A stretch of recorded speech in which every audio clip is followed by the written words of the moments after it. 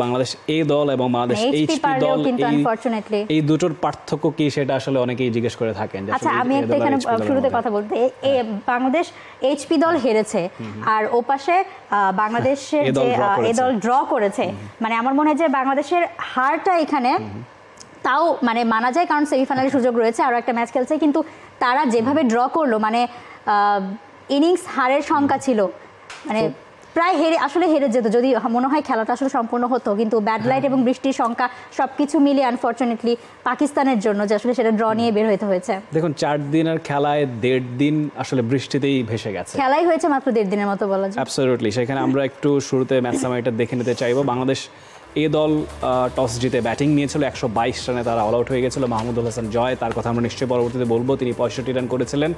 নাসিম শাহ 3টা উইকেট নিয়েছিলেন। মুমিনুল মুশফিক 11 আর 14 করেছিলেন।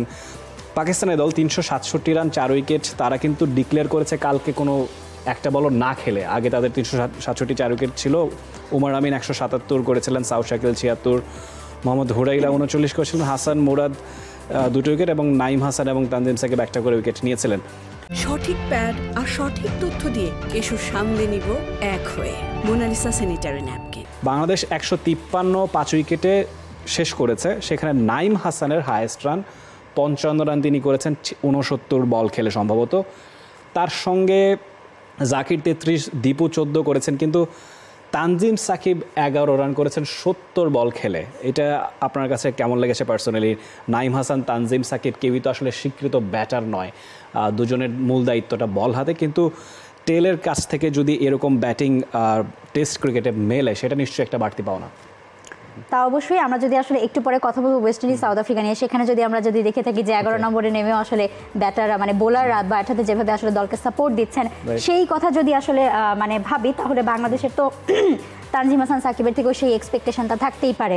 এছাড়া এই দলের হয়ে খেলছেন জাতীয় দলের প্লেয়ার। তাছাড়া তানজিম সাকিবকে আমরা টি-20 বা অন্যান্য ফরম্যাটে দেখেছি মোটামুটি ব্যাট হাতে।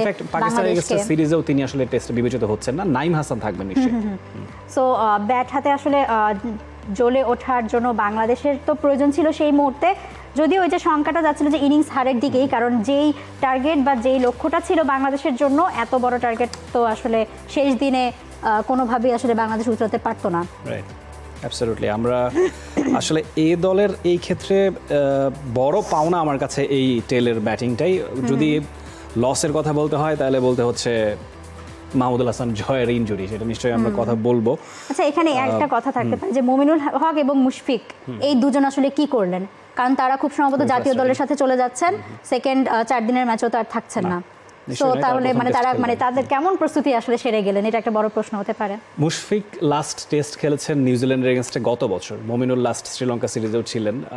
দুজনের কোয়ালিটি নিয়ে আসলে কোনো প্রশ্ন বাংলাদেশ ক্রিকেটের নেই। টেস্ট ক্রিকেটের অবিসংবাদিতভাবেই তারা দুজন বেস্ট ব্যাটার। এক্সপিরিয়েন্সের দিক থেকে মুশফিকের কত বছর, 2005 সাল থেকে তিনি খেলছেন, 19 বছরের এক্সপিরিয়েন্স তার।